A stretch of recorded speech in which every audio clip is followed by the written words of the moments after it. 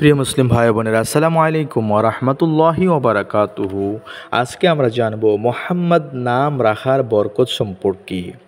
মুহাম্মদ হচ্ছে হুজুরে পাক সাল্লাল্লাহু আলাইহি সাল্লামের জাতি নাম, আর বাকি মোবারক নামগুলো হচ্ছে গুণবাচক নাম। যেমন আল্লাহ হচ্ছেন স্রষ্টার জাতি নাম, আর বাকি সব গুণবাচক নাম। কিন্তু এই মুহাম্মদ শব্দটির সাথে আল্লাহ শব্দের বহু দিক থেকেই সামঞ্জস্য রয়েছে। যেমন মুহাম্মদ শব্দের মধ্যে 4 অক্ষর, আর আল্লাহ শব্দের মধ্যেও 4 অক্ষর রয়েছে। মুহাম্মদ এর মধ্যে একটি তাসদিদ, আর আল্লাহর মধ্যেও একটি তাসদিদ রয়েছে। হ্যাঁ, আল্লাহ শব্দের তাসদিদের মধ্যে আলিফ আছে, কিন্তু মুহাম্মদের মধ্যে নেই। যা দ্বারা এই কথাই বোঝা গেল যে আল্লাহ হচ্ছেন সুলতান, আর মুহাম্মদুর রাসূলুল্লাহ সাল্লাল্লাহু আলাইহি সাল্লাম হচ্ছে তার প্রধান উজির।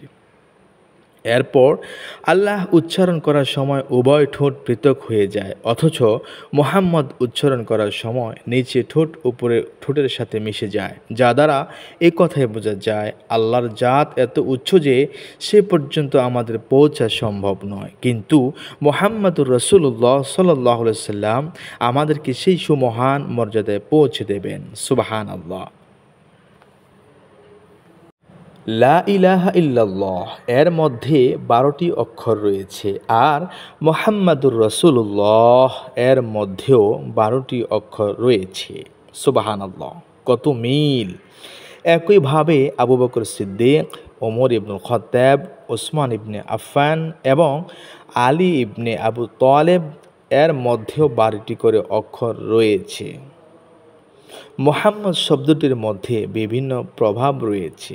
যদি কারো শুধু কন্যা সন্তান হয়, একটি কন্যা সন্তান আছে, দ্বিতীয়বারও কন্যা সন্তান হয়েছে, তৃতীয়বারও কন্যা সন্তান হয়েছে, চতুর্থবারও কন্যা সন্তান হয়েছে, এক বা একাধিক কন্যা সন্তান হয়, সে যদি গর্ভধারণ লগ্ন হতে তার বিবির পেটের উপরে, অর্থাৎ পুরুষ যদি স্ত্রীর গর্ভধারণ লগ্ন হতে তার বিবির পেটের উপরে আঙ্গুল দ্বারা ধারাবাহিক 40 দিন পর্যন্ত এ তাসবি লিখে দেয়।